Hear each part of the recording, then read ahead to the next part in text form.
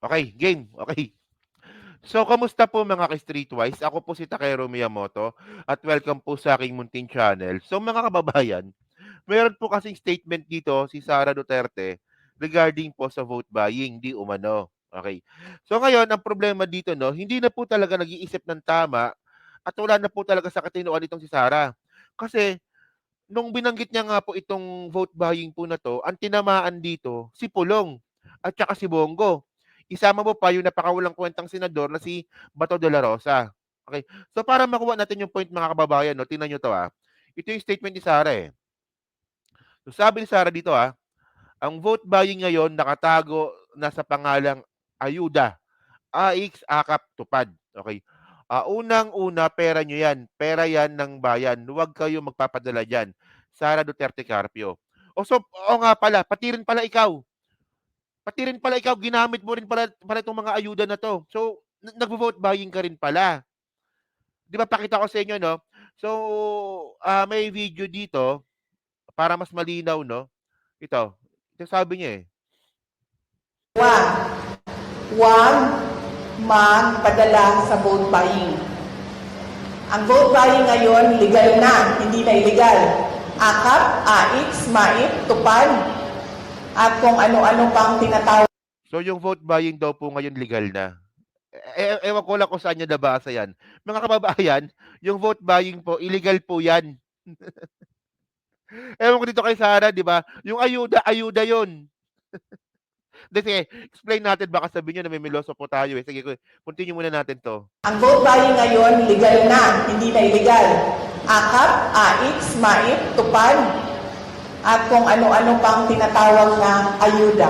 Nagiging legal ang vote buying. Bakit nagiging legal ang vote buying? Dahil kontrolado siya ng mga politiko ngayon. At meron silang kota-kota sa pamimigay ng ayuda. So yan yung sinasabi ko, yan yung proof ko na Anong proof doon? Bobo talaga to. No? Anong proof doon? Kasi pag sinabi mong proof, ebidensya. So anong ebidensya doon? Di ba bunganga mo lang naman yun eh. Dapat pag nagpakita ka ng ebidensya, mayroong dokumento. Di ba? Merong witness. Anong proof na sinasabi mo doon? Engot talaga to, no? Nagiging legal na ang vote buying na tinatago sa pangalang ayuda. Okay, sige, okay. So, explain natin to, no? So, actually, actually, mga kababayan, kung makikita natin to, no? So, para kay Sara Duterte, yung ayuda is vote buying. Okay, so, ang una mong pagsabihan dito, si Bongo. Ayan, no? Oh, sabi dito, Senator Go, pinangunahan ang pamamahagi ng AX. Ayan, no? Assistance to individuals in crisis situation. AX, si Bongo yan, no? Oh, so si Bongo nagvo-vote buying. Yan ba yon? Oh. Oh, meron pa yan dito eh. Ito pa, AX payout. Sino ba nandyan? Bongo. Ano, putang na laki-laki ng pangalan, no? Bongo. Oh. Oh, hindi pa. Meron pa yan. Oh, ito pa, oh. Ito malupit. Tupad. Okay. June 4, 2023. Over 3,000 received tupad benefits from Paulo Duterte's office. Kasi ang point ko dito mga kababayan, sana next time kung si Sara magsasalita about vote buying na iko-connecta niya sa ayuda, dapat yung hindi sasalambulat sa inyo pabalik. 'Di ba? In the first place mga kababayan, yung mga ibang ayuda po na yan, naaprubahan po yan noong panahon ni Digong. So kaya lang naman nagrereklamo itong mga Duterte fanatics tsaka si Sara Duterte. Kasi nga po, hindi po sila yung may hawak ngayon ng pondo. Dati sila. Kasi yung tatay nila presidente, pero ngayon hindi na. So ngayon, natatakot lang itong mga to, baka hindi sila mabigyan ng pang-ayuda nila sa mga constituents nila. Well, kaya nga mga kababayan, ako talaga, hindi rin talaga ako approve sa lahat ng ayuda. May mga ayuda na pinapaboran ko. 'Di ba? Tulad ng 4-piece. Para sa akin okay yung 4-piece eh. 'Di ba? Tulad yung ayuda sa mga senior, ayuda sa mga PWD. Okay sa akin yung mga 'yan. 'Di ba? Pero yung mga iba, pag-usapan natin mamaya yan, babalikan natin yan So, dito muna tayo sa ano, sa mga boomerang ni Sara Duterte. So, bukod kay nga diyan, ito pa si Bato, oh, tupad. Actually, ang dami, 'di ba? Tulong panghanap buhay sa ating disadvantaged displaced worker. So, para ito sa DOLE naman 'tong tupad, eh, 'no? Oh. So, andiyan 'no, mukha ni Bato 'yan. Oh. Oh, tapos ito. Oh, ito pala malupit. Oh, Sara. Oh, ito malupit. Oh. Pinangunahan ni Vice President at DepEd Secretary Sara Duterte ang gift-giving activity at payout distribution ng AIX. Ayan, no? AIX, no? Umabot na sa isla ng Catanduanes ang OVP gift-giving activities at payout distribution ng assistance to individuals in crisis situation na pinangunahan ni Vice President Sara Duterte. AIX. So pati ikaw namimigay ka rin ng ayuda. Sabi ko sa inyo mga kababayan, dapat kung magbabato kayo ng putik sa kapwa ninyo, dapat malinis yung kamay ninyo. Eh, ano yan? Ikaw mismo namimigay ka ng ayuda, tapos ang sinasabi mo, ang ayuda ay vote buying. So, nag-vote buying ka. Di ba?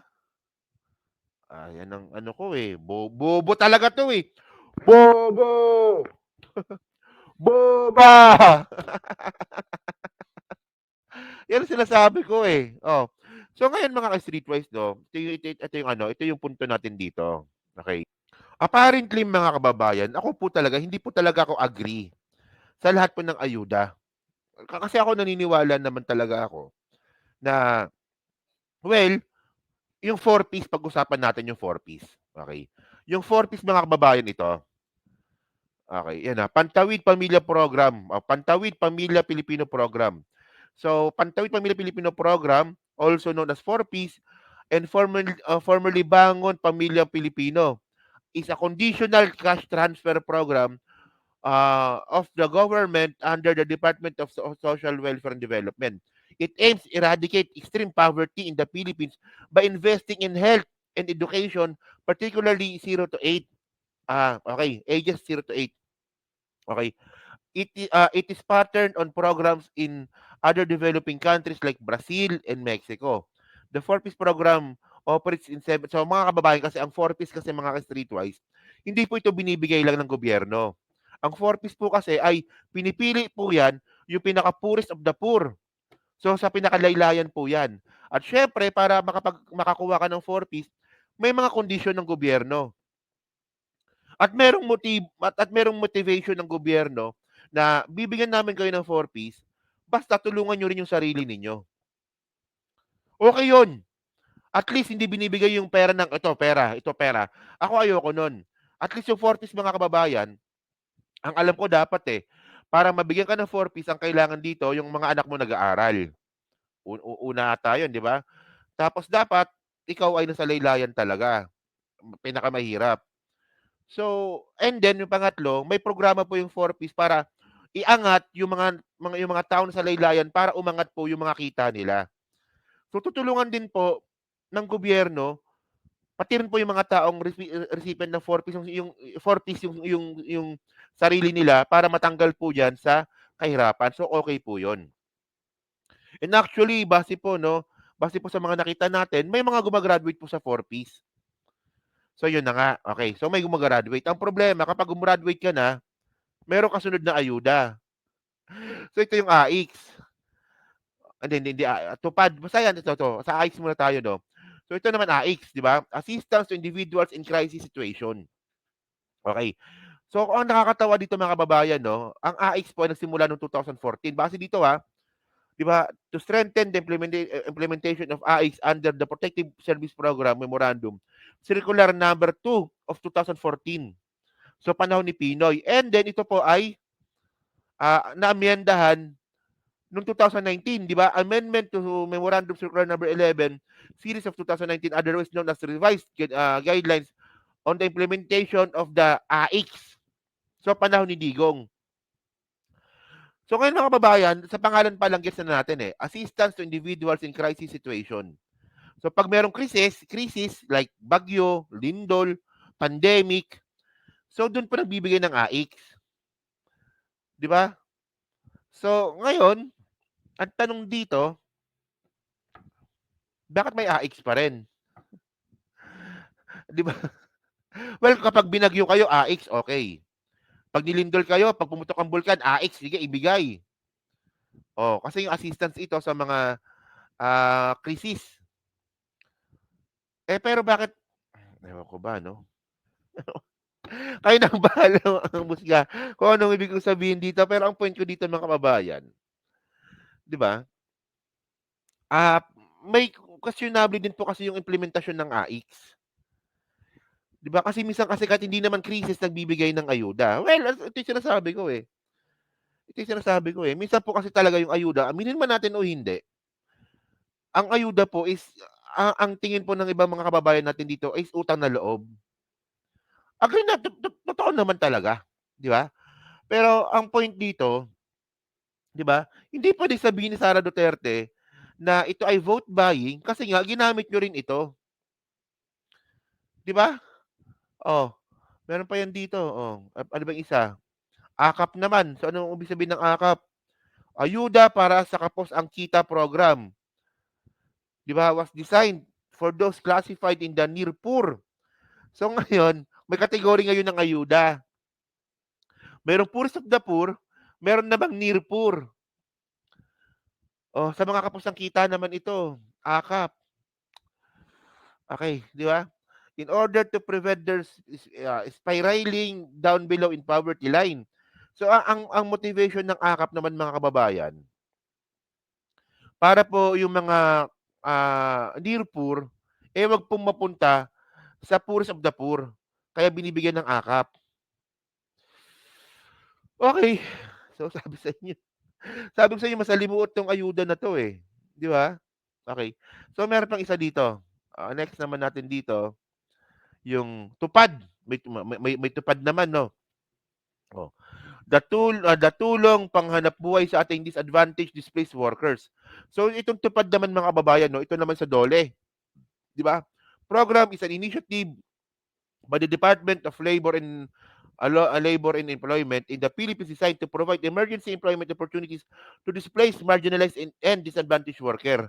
For example, mga kababayan, kung kayo naman po ay merong what you call this, merong krisis sa inyong trabaho, nawalan kayo ng trabaho bigla, 'di ba? Or nasisante kayo, so pwede kayong mag-apply ng tupad sa DOLE. Okay. So itong tupad medyo ano yan, eh, kasi sa DOLE naman ina-apply yan. So meron naman siyang category. So categorically mga kababayan, ah, naka-tier po yung mga ayuda sa Pilipinas. Okay. So, ang gusto kong malaman sa inyo diyan 'no, sa comment section, kayo ba, agree ba kayo dito sa ang dami ng ayuda na pinamimigay ng gobyerno? Pero don't get me wrong, kasi ako, agree naman ako do'n. Na sa ngayon kailangan ng ayuda because maraming naghihirap. At eventually 'pag okey na ang Pilipinas, tatanggalin po yung ayuda. Pero ang point kasi dito mga kababayan 'no, itong mga same na mga personalidad ngayon na humaharang po diyan sa mga ayuda na 'yan tulad nga po nila Bongo, nila Bato de la Rosa, nila Amy Marcos, 'di ba sa Senado 'di ba sila Joel Villanueva, sila rin po yung mga taong nakinabang nung ayuda nung panahon din po ni Digong.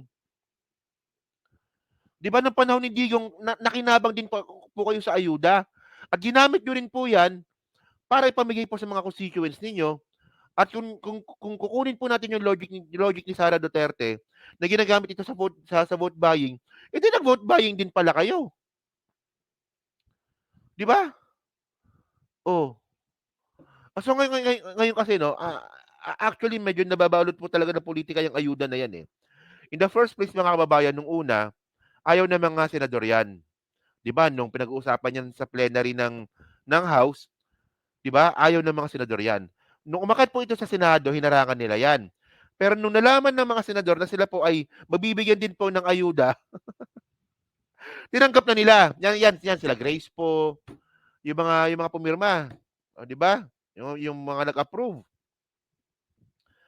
So, ayun ang problema natin dito, 'di ba? Nung nalaman ng mga senador na sila ay makikinabang, pumirma na sila. Well, bibigay naman nila yan sa mga constituents nila. Yan tanong, sino ba ang constituents ng mga senador? 'Di ba? Yung mga congressman meron, kasi may mga distrito yan. Yung mga senador sino?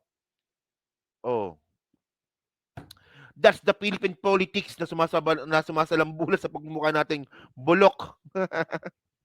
Actually bulok po talaga yung sistema ng Pilipinas, 'no? Well, sinubukan po ni PBBM tsaka ni Martin Romualdez na palitan po yung sistema po na yun. Yun nga lang, ang humarang din po Senado rin po yung humarang. So, it is what it is. 'Di ba? So, yun mga kababayan, no? So, gusto ko pong malaman po yung comment nyo po dito regarding po dito sa ayuda-ayuda po na issue ni Sara Duterte. So, ngayon, anong masabi nyo nga po dito na kung vote buying nga po yung ayuda, so, ibig sabihin pala, si Bato de la Rosa, si Bongo, tsaka si Pulong, pati si Sara mismo, umamin na nag-vote buying sila. Di ba? So yan, so pa-comment lang po sa baba at binabasa ko pong lahat yan. At syempre yan po sa Team Replay, pa-like, pa-subscribe at kung di naman kalubisan, pa-share na rin po ng video po na to. So kung sa muli po, kita na lang ulit tayo sa susunod nating content. So thank you, salamat, and bye-bye.